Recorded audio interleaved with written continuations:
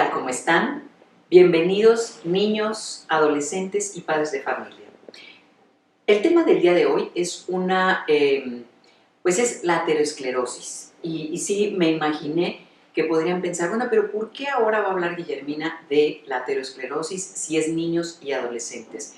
Bueno, porque precisamente los depósitos de ácidos grasos empiezan desde la niñez y que de alguna manera esto es parte, sí, a veces de la alimentación, del tipo de nutrición que se está teniendo en casa. Otra parte es la herencia, la herencia familiar, y además, bueno, pues no sale de contexto esta parte del sobrepeso, obesidad, del que tanto hemos hablado. Hay tres tipos principales de ácidos grasos en el cuerpo, que son el colesterol, los triglicéridos y los fosfolípidos. El colesterol es un ácido graso muy importante porque nos permite o participa en la síntesis de hormonas dentro del organismo, hormonas esteroideas, por ejemplo, como la vitamina D, que está reforzando el sistema inmune y que tienen una función primordial. Sin embargo, el exceso de colesterol, el exceso de triglicéridos, pues de alguna manera va favoreciendo la formación de estas placas que en el futuro van a ser las placas en la vida adulta que favorezcan la enfermedad coronaria. Estas placas de ateroma y obviamente precursores pues, de los infartos.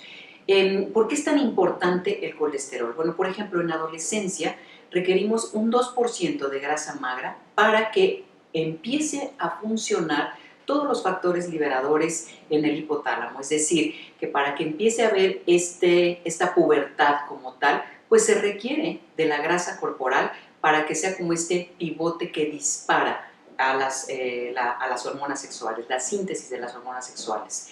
En 1958 realmente se oficializó el que a nivel de las arterias se forman como estrías adiposas, y en estudios de autopsia en niños de 10 a 14 años, en el 50% ya se observaban estas estrías adiposas en algunas de las arterias. Y cuando se hizo también, en el caso de los chicos adolescentes, 15 más o menos a 18 años, pues aproximadamente el 13% ya tenían formación de estas placas ateromatosas. ¿Qué significa?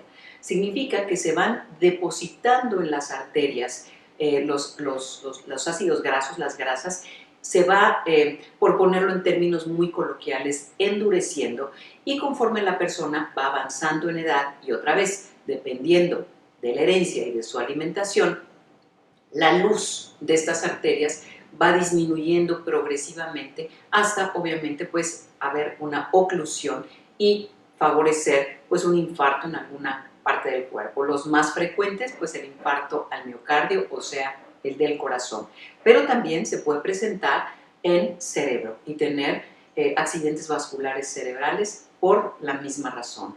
Entonces, ¿cuál es la importancia de este padecimiento o de esta formación de ateromas en la prevención en los niños y adolescentes? Bueno, obviamente es una alimentación entre mejor posibilidades de tener omega 3, omega 6, estos ácidos grasos que permiten de alguna manera una mejor síntesis. Es muy difícil poner o someter a dietas a los niños y a los adolescentes. Ellos requieren dietas variadas. Entonces, ¿qué hacer? Bueno, si ya sabemos que en la familia hay personas con diabetes, hipertensión, obesidad, buscar la manera de tener una nutrición en la que, por ejemplo, pues se utilicen leches descremadas, aceites vegetales, aceites de pescado, procurar que no haya golosinas en casa, favorecer obviamente frutas y verduras, y esto de alguna manera va a impactar directamente en la prevención de la formación de estas placas.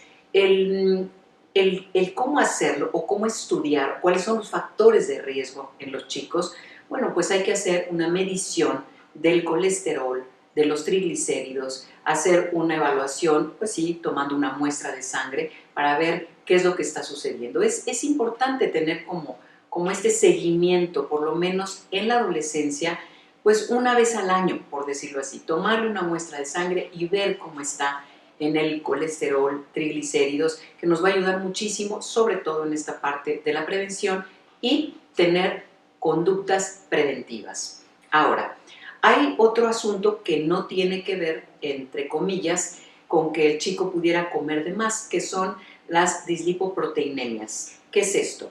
Este es un factor heredado en la mayoría de los casos.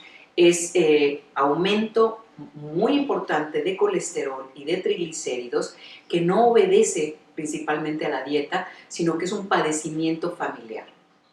Cuando alguien en la familia es detectado con esto, se tiene que hacer toda una medición en el resto de la familia, porque otros de los factores que nos pueden como inducir, ayudar a revisar esto, es por ejemplo cuando en la familia hay infartos agudos del miocardio, accidentes vasculares cerebrales antes de los 55 años en abuelos, padres de familia, tíos, este primer círculo de la familia. Esto ya es una llamada de atención para en el resto de la familia hacer estas mediciones de colesterol y triglicéridos y descartar una posible dislipoproteinemia.